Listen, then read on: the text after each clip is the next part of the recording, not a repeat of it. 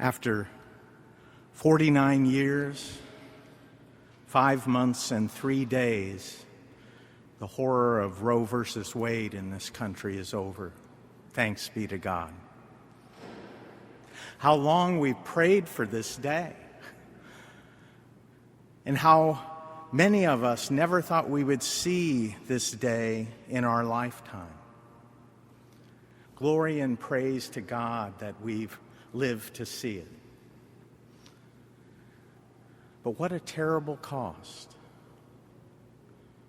The suffering of the tens of millions of would-be mothers and fathers who regret their decision to abort their child, the damage done to our culture, the emotional and physical trauma of the women who have undergone an abortion is incalculable. But what is calculable is the number of lives lost.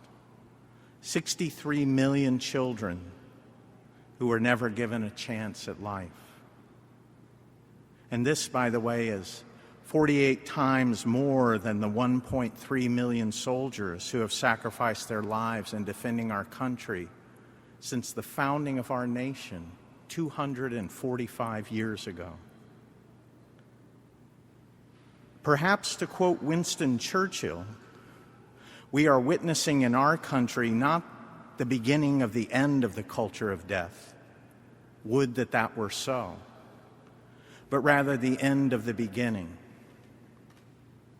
For as welcome and as crucial as the overturning of Roe versus Wade is, there is still a long way to go to restore the culture of life.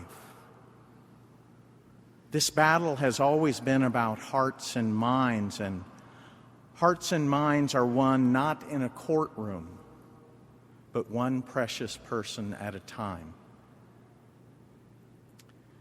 It is both providential and fitting that the Supreme Court decision came on the 24th of June, the feast of the most sacred heart of Jesus. A heart both literally and symbolically full of God's boundless and passionate love for mankind. We have a long-standing devotion to the Sacred Heart of Jesus here at Emmanuel. The altar to my left and your right is dedicated to the Sacred Heart of our Lord. And the 12 promises our Lord made to those who practice the Sacred Heart devotion include, first, all the graces that we will ever need for our state in life. And second, his blessing in all our undertakings. And third, that all will find in his heart an ocean of mercy. These promises and the others associated with the Sacred Heart devotion are especially meaningful for us today because whatever else our state in life entails, we are ambassadors for life. And as ambassadors for life, we have a twofold mission. First, to reclaim our culture for life from the abyss of death. And second, to proclaim the infinite mercy of God to all those who have been deceived by the lives of the culture of death. And we will need all the graces and blessings of our Lord as we bear witness to him and his mercy in the days and weeks and years to come. It is also fitting that we're in the midst of our annual Fortnight for Freedom campaign sponsored by the U.S. bishops, which runs through the 4th of July. For in the United States, despite all the obstacles our culture and those in power put in our way, in God we still have the freedom to engage in the struggle for hearts and minds of our fellow citizens, and to minister to the casualties of the culture of death. The patrons of religious freedom in this fight we are in are St. John Fisher and St. Thomas More, who did for marriage what we're in the midst of doing for life. And I thought that tonight it would be most appropriate to recount the story of their lives and martyrdom, that they might inspire us to the same fidelity and faithfulness in our task as they had in theirs. Bishop Fisher and Thomas More lived in the tumultuous 15th and 16th centuries in England. Lutheranism was on the rise, and the church was being attacked in her doctrine and authority like never before. King Henry VIII needed a male heir for the throne of England, and though married for 24 years, Henry and his wife Catherine of Aragon were never able to have a male child that survived infancy. Therefore, he wanted to annul the marriage and remarry. Only the church stood in his way.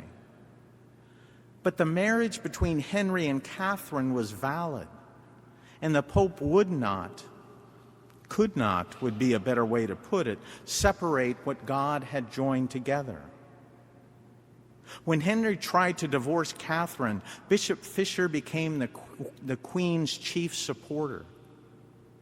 And as such, he appeared on the Queen's behalf in court, where he startled those assembled by the directness of his language and by declaring that, like St. John the Baptist, he was ready to die on behalf of the indissolubility of marriage.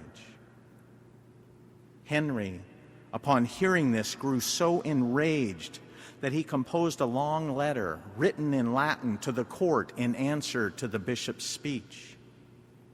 Fisher was sent a copy of Henry's letter, and Fisher made annotations in the margins which showed how little he feared the royal anger. The marriage case was moved to Rome, which brought Fisher's personal involvement to an end, but the king never forgave him for what he had done. And since Rome, too, refused to grant an annulment on the grounds that the marriage was valid, King Henry VIII contrived to declare himself the supreme head of the Church of England, effectively usurping the Pope's universal authority. All the bishops of England, every single one except John Fisher, recognized this usurpation of the Pope and the King, and the Church rather, and took King Henry's oath of supremacy, which stated that Henry was the supreme head of the Church in England, effectively separating England from the Catholic Church.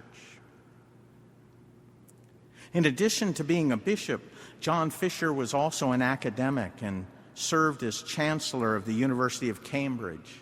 He was a stern and austere man, and he was known to place a human skull on the altar during Mass and on his table during mealtimes. Erasmus, an eminent and celebrated Dutch scholar and priest, said of John Fisher, quote, "He is the one man at this time who is incomparable for uprightness of life, for learning, and for greatness of soul," unquote. Fisher was ordered to be executed by Henry for refusing to accept the king as the supreme head of the church and for upholding the Catholic Church's doctrine of papal supremacy.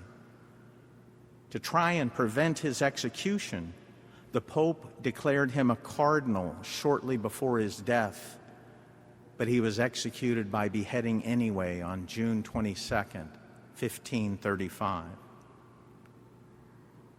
Sir Thomas More was an English lawyer, author, and statesman. He was also a trusted counselor to Henry VIII and Lord High Chancellor of England from 1529 to 1532. More opposed the Protestant Reformation, in particular the theology of Martin Luther and William Tyndale. He also opposed the king's separation from the Catholic Church and refused to acknowledge him as supreme head, and refused to recognize Henry's subsequent marriage.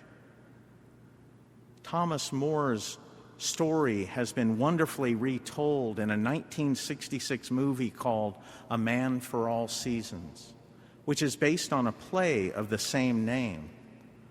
And I cannot recommend the play or the movie highly enough. It reminds us of how highly we should value truth that God has revealed to us and the price we must be prepared to pay to be a witness to that truth. After refusing the oath of supremacy, More was convicted of treason and held prisoner in the Tower of London, as Fisher was before him. Before being executed by beheading on July 6th, 1535, St. Thomas More said his final words, words which we should take as our own in the face of any earthly authority that opposes God or his law. St. Thomas More said, "I die the King's good servant, but God's first." We are our country's good servants. We are our neighbor's good servants when we stand up for life. God created mankind in his own image. Male and female, he created them. And because every human being is made in the image and likeness of God, every life is both sacred and precious. Like St. John Fisher and St. Thomas More, our lives must bear witness to the infinite value of every eternal soul, souls that our Lord himself gave his life for.